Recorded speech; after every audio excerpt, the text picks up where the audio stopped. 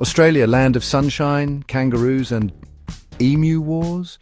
Believe it or not, in 1932 the Australian Army declared war on emus. Yes, those big, flightless birds. This wasn't some comical misunderstanding, it was a real military operation, complete with soldiers and Lewis guns. This strange conflict, now known as the Great Emu War, took place in Western Australia. The emus, you see, had become a nuisance. They were destroying crops and causing havoc for farmers already struggling through the Great Depression. Something had to be done. The farmers appealed to the government for help, and the government, perhaps feeling a bit bold, decided to send in the army. And so began one of the most bizarre chapters in Australian history. Picture this. It's 1932. The Great Depression is in full swing and times are tough, especially for farmers in Western Australia. To make matters worse, thousands upon thousands of emus, large flightless birds with an appetite for destruction, have decided that farmland is their own personal buffet. These weren't your average bird pests. Emus can grow up to 6 feet tall and are surprisingly fast. They were tearing through crops, breaking down fences and generally making life miserable for the farmers. The farmers, at their wits' end, appealed to the government for help. They had tried everything to deter the emus, scaring them off, building fences. Nothing worked. The emus were relentless. The government, eager to appease the farmers and perhaps score some positive press, decided to take a drastic step. They would send in the army to combat the emu menace. The Australian Army arrived in Western Australia armed and ready for battle. Their weapon of choice: Lewis machine guns, capable of firing hundreds of rounds per minute. You might think this was overkill, and you'd be right. The initial plan was simple. Find a large flock of emus and, well, let's just say the army severely underestimated their feathered foes. The soldiers soon discovered that emus are surprisingly difficult to hit. They're fast, erratic, and surprisingly tough. The emus scattered before the soldiers could get a clear shot. It was like trying to herd cats. Only these cats were giant birds with a knack for dodging bullets. The emus, you see, were surprisingly adept at guerrilla warfare. They scattered in all directions when the soldiers opened fire, making them difficult targets. Not only that, but they seemed unfazed by the sound of gunfire. It was like they knew exactly what the soldiers were trying to do and were determined to make fools of them. The soldiers, used to facing organized human opponents, were utterly bewildered by the emus' tactics. They had trained for combat, not for a comical chase across the outback. The emus, on the other hand, were in their element, using their speed and agility to their advantage.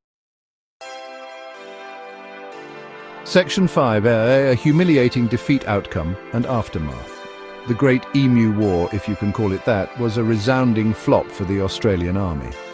After several weeks of chasing emus and expending thousands of rounds of ammunition, they had very little to show for their efforts. The emus were still wreaking havoc, and the soldiers were demoralized and frankly a little embarrassed. The government, facing mounting criticism and ridicule from the press, decided to cut their losses and withdraw the troops. The emus had won. The farmers were left to deal with the emu problem on their own, though one can't help but think they might have found the whole ordeal rather amusing. Section 6. The emus emerge victorious, declaring the winner. Who won the Great Emu War? The answer is clear: the emus. They successfully defended their territory and continued their reign of terror over the Australian outback. The Australian Army, despite its superior firepower, was no match for the cunning and resilience of the emus. It was a humiliating defeat, to be sure, but one that has become a legendary example of the unpredictable nature of nature. The emus, once seen as a nuisance, became unlikely folk heroes, symbols of Australian resilience and the absurdity of human endeavour. Section 7, quirks of the conflict, humorous tales from the Frontline. The Great Emu War, despite its serious intentions, is now remembered mostly for its humour. Stories abound of emus stealing soldiers' hats, outmanoeuvring trucks, and generally behaving as if they were running the show. One account tells of an emu that learned to recognise the sound of a Lewis gun being loaded and would simply duck behind a tree until the firing stopped. Another tells of an entire flock of emus hitching a ride on a passing train, much to the astonishment of the passengers. Section 8. Beyond the battlefield, lasting impact and lessons learned, the Great Emu War may not have been a military success, but it did have a lasting impact. For one, it highlighted the unique challenges of dealing with Australia's wildlife. It also showed that brute force isn't always the answer, especially when dealing with creatures as intelligent and adaptable as emus.